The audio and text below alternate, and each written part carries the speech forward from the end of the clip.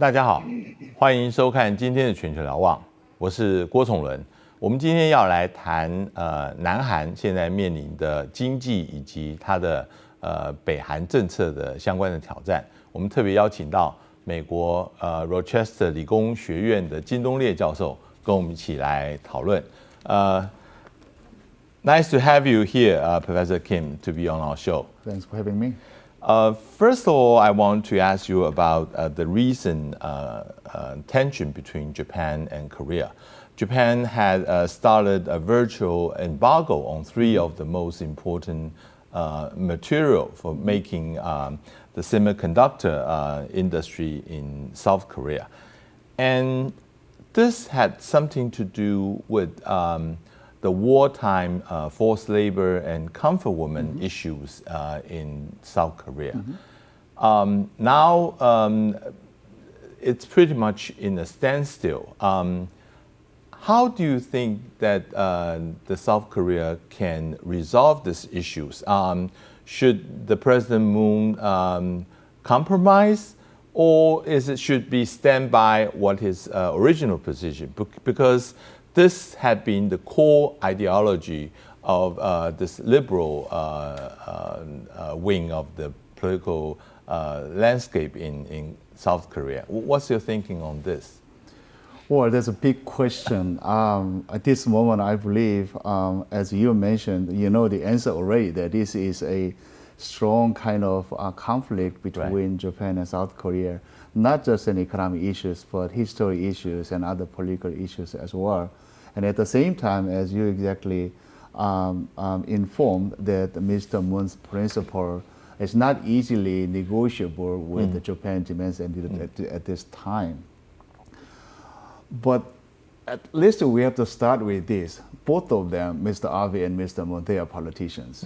So they should be strategic how to win elections in their political, to continue their political power in either country. Now, I believe South Korea, I think that Mr. Moon in particular would keep a very hard-nosed stance against Japanese demand, because it is one of his promise, not just the policy promise, but ideological promise as well to South Korean audience, that anti-Japanese or anti kind of history established by Park Chung-hee and others is one of his model in politics. So it's not going to be easy, but more importantly, if we consider the political schedule in South Korea, I believe not an easy negotiation would come out until next April, when South Korea has a congressional election. So something like a back and forth would go on between Japan and South Korea, even though there's kind of be some sort of economic effects in both countries, but they were still looking for a solution and then try to find some way to save their faces. In other words, South Korean president tried to just like a win over Japan in a very ideological and historical sense, and that Japan, on the other hand, has some kind of victory in this negotiation to favor more their economies, and then in some sense recovery of their declining industry. So they would be looking for a way to weigh out, but you know, any negotiation would be made only after they provide a good gesture to save the face of what politicians. This is not only hurting the South Korean industry, but also have a widening effect on all the neighboring countries, like even Japan's own industry have been hurt by this. Taiwan, China, and I think the country who feel that they had the need to try to resolve the issue most is United States. Both Japan and South Korea have been a long-time ally of the United States. What's the U.S. position on this issue? Again, to begin with, as you mentioned, you know, in this age of globalization, there's very thickly intertwined the productivity chain, product chain, commodity chain. it's not easy to just have one action by one country just go all the way to its own interest. It's not possible. Inevitably, it's going to blow back as well to their own economy. That's why I said that all these actions might not go long or last long because they should find a solution anyway. That's number one thing. And then number two, whether the United States is the hardest hit of all this trouble between Japan and South Korea, not exactly. My opinion is that the United States still has some room to play with the two allies and then pushing them to go for a negotiation or solution in a near future, because that is the best interest to the United States. But we have to still remember that many issues surrounding East Asia, including territorial disputes, many of them were actually originated from the U.S. posture after the end of World War II.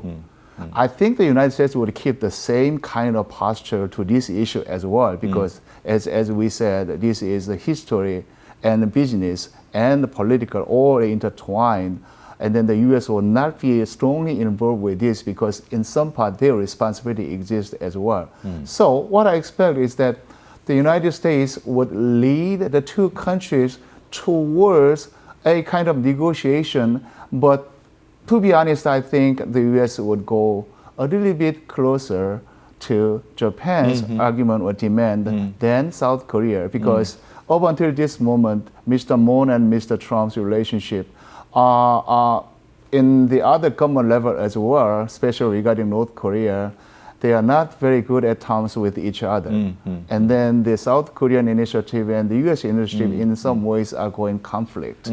So I think the U.S. would use this opportunity to some sort of discipline to South Korea, but they do not want to see that these are going all the way to really hamper the triangular security relationship. I also agree with you, because I couldn't imagine that Prime Minister Abe would do such a thing without informing the U.S. beforehand. And U.S. is taking a somewhat quiet, acquiescent attitude toward these issues. And but this cannot last for forever. I mean, even by next year's April, it will be too long a period for U.S. To see that it's a worsening alliance relations going on. So people are saying that next week there's going to be a new East Asia Assistant Secretary still coming to visit Korea and Japan. Would that be an opportunity to promote this trilateral discussion or even meeting between three countries? I would guess that he would lead to some sort of opening the negotiation table between the two, but he's not going to initiate any trilateral meeting. Okay. And then at the same time, I believe his final address or announcement or something after all this tour to East Asia would be something like that. I believe, and then I also argue that this whole problem should be settled by two allies, not by the United States. Okay. So that's their problem. Okay. But the U.S. is ready to help whenever they are approaching to a negotiation. That would be his announcement anyway. But what is he going to do under the table? That's actually a big question that we have to think about. And I think the U.S. will insist that this trade conflict should not proliferate into a security cooperation between Japan and South Korea. Well, that's what I read in the newspaper yesterday, that the U.S. does not want to hurt, quote-unquote, GSOMIA, meaning the intelligence and the cooperation between Japan and South Korea. Yeah, that is the bottom line. The U.S. would not see that this would go to hurt the security alliance among them.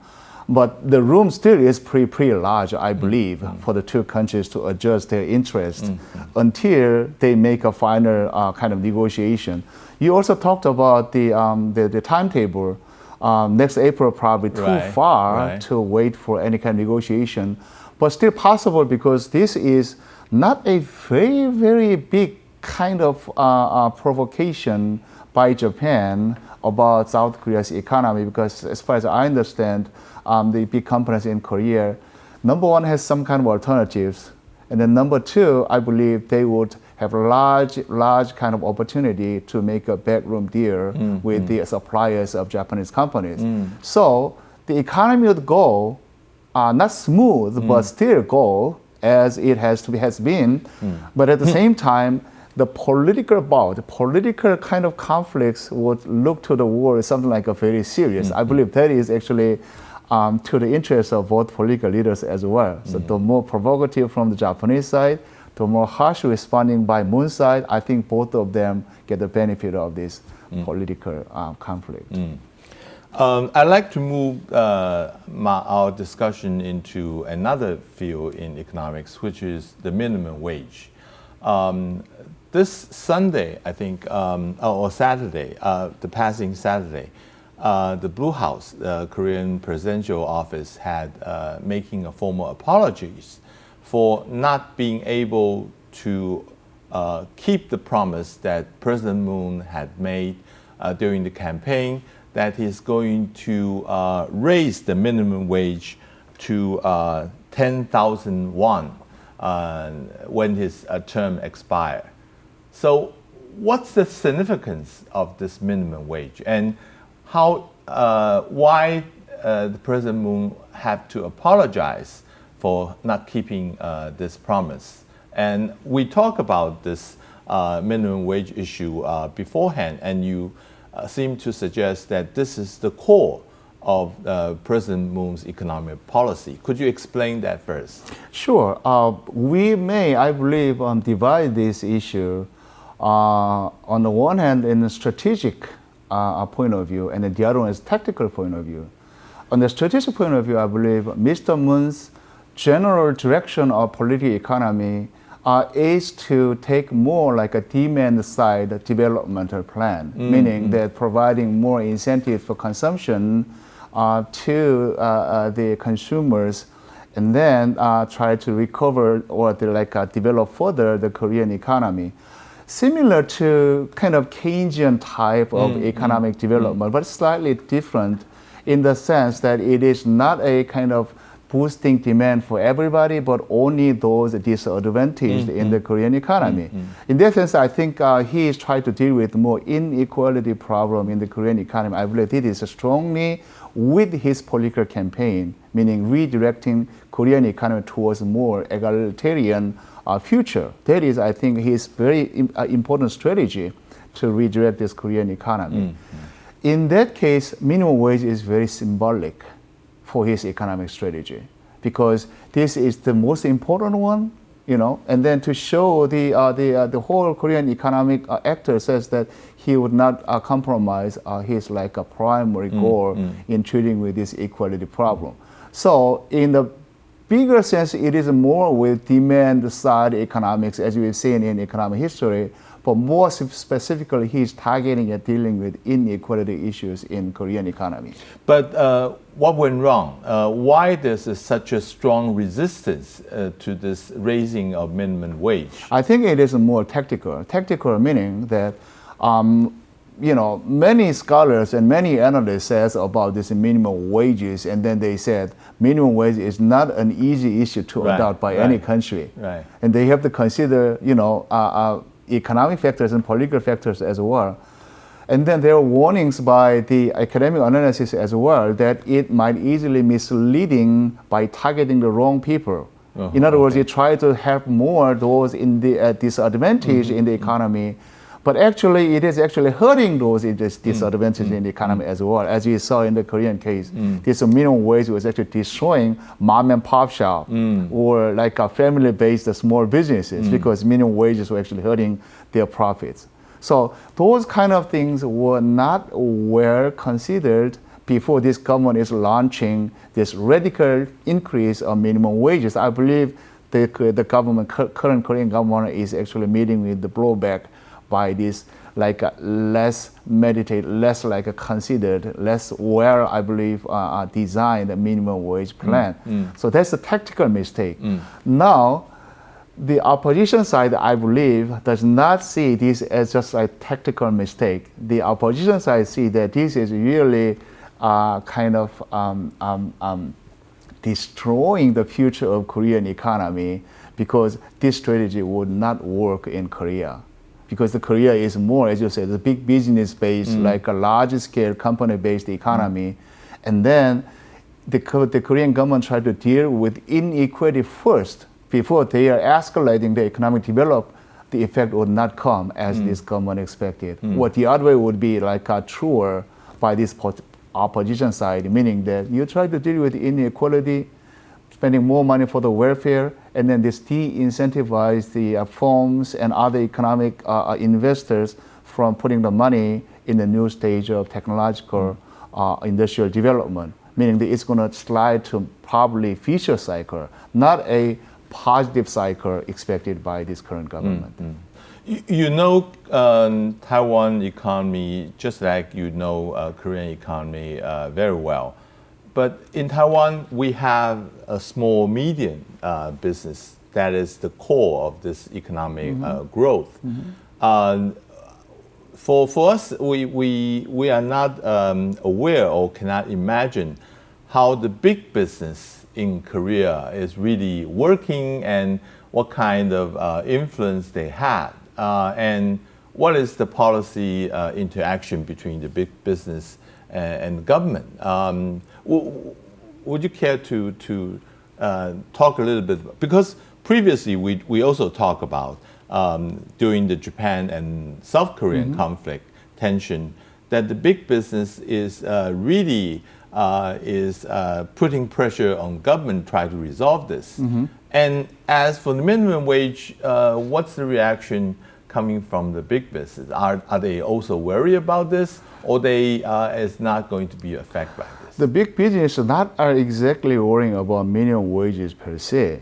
The big businesses are worrying about the future development of this minimum wage plan. Okay. Meaning that with this minimum wages, President Moon and his political group would push more towards the egalitarian type of economic development, meaning suppressing those big businesses and then putting more money to the consumers or small and medium businesses.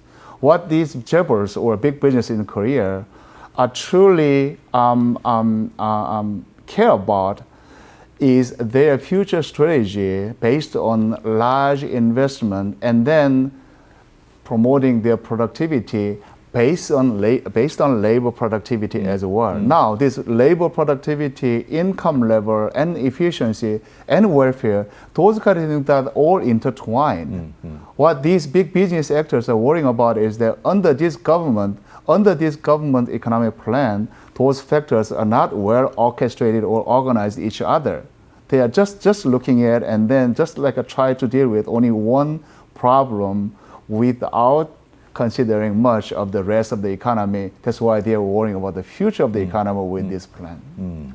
We are going to take a short break, and coming back, we're going to talk about the policy of President Moon, which is the North Korean policy these days. And there's a lot of changes that is going on. 我们等一下回来，我们再来谈文在寅总统的北韩政策，最近有许多的变化。我们等一下回来继续谈。